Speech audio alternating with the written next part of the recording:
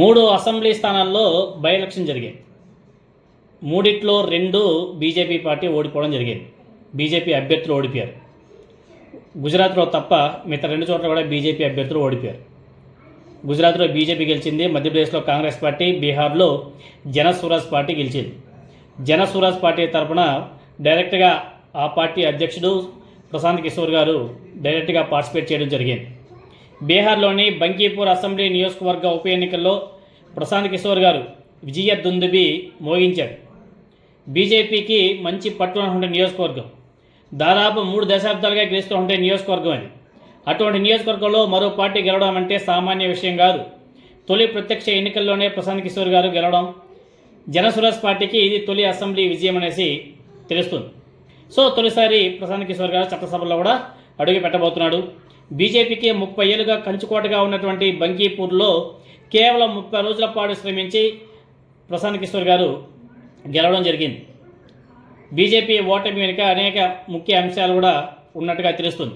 మెయిన్గా చెప్పాలంటే cockroach Janata party, ఆ పార్టీ ఇటీవల నిర్వహించే ఆందోళన నేపథ్యంలో బంకీపూర్ ఉప ఎన్నికల ఫలితం మీద కూడా పెద్ద చర్చ అయితే నడుస్తుంది. ఈ ఎన్నికలను జంజీలు చాలా సీరియస్గా తీసుకోవడం, బీజేపీ జాతీయ అధ్యక్షుడు నితిన్ నబీన్కి జులక్కిచ్చారు యూత్ అంతా కూడా జంజీ అనేసి తెలుస్తుంది. సో ఆయన నితిన్ నబీన్ ఆయన ఆ నియోజకవర్గం నుంచే పోయిన అసెంబ్లీ ఎన్నికల్లో గెలవడం జరిగింది. ఆయన ఇప్పుడు బీజేపీ జాతీయ అధ్యక్షుడు, ఆయనకు రాజ్యసభ ఎంపీగా ప్రమోట్ చేయడం జరిగింది. సో ఆ నియోజకవర్గంలో ఖాళీ తర్వాత ఆ ఉప ఎన్నికల్లో బీజేపీ పార్టీ అభ్యర్థి ఓడిపోవడం జరిగింది.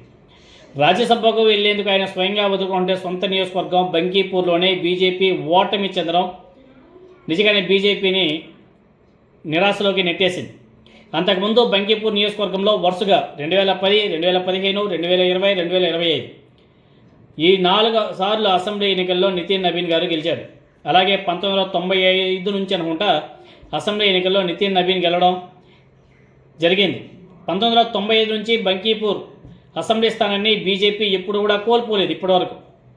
అంతగా బీజేపీకి పట్టున ఉంటే ఆ నియోజకవర్గంలో ఆ పార్టీని ప్రశాంత్ కిషోర్ పూర్తిగా సర్వనాశనం చేశాడు.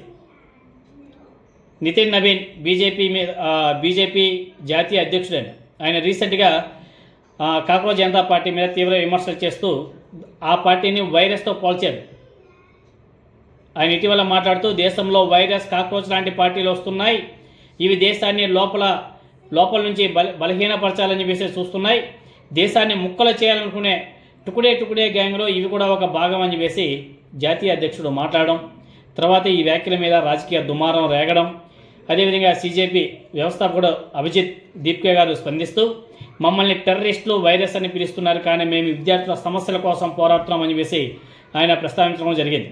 ఇదంతా కూడా ఒక విధంగా చెప్పాలంటే జంజీ ఎఫెక్ట్ అని చెప్పేసి చాలా స్పష్టంగా అర్థమవుతుంది. బంకీపూర్లో బీజేపీ ఓటమి జంజీ ఎఫెక్టే అని చెప్పేసి చాలామంది కామెంట్స్ కూడా చేస్తున్నారు. ముఖ్యంగా యువ ఓటర్ల తీర్పు మీద సర్వత్రా చర్చ కూడా నడుస్తుంది. దాంట్లో భాగంగానే బంకీపూర్ అసెంబ్లీ ఉప ఎన్నికల్లో బీజేపీ ఓటమికి జంజీ ఉద్యమం ప్రధాన కారణంగా కూడా రాజకీయ విశ్లేషకులు కూడా భావిస్తున్నారు. మెయిన్గా చెప్పాలంటే యువ ఓటర్లలో ఉంటే అసంతృప్తి ఎన్నికల ఫలితం మీద స్పష్టంగా కనిపిస్తుంది. అదేవిధంగా బీహార్ ముఖ్యమంత్రి మీద కూడా అనేక ఆరోపణలు కూడా వస్తున్నాయి. వితౌట్ ఎడ్యుకేషన్, చదువుకోని వ్యక్తిని తీసుకెళ్లి ముఖ్యమంత్రిని చేయడం, అతని మీద బీహార్లో చాలామంది యూత్ అంతా కూడా ఫైర్ అవ్వడం జరిగింది. దాంట్లో భాగంగానే ఈ బంకీపూర్ ఎఫెక్ట్ కూడా తగిలిందని చెప్పేసి చాలామంది చెప్తూ ఉంటారు.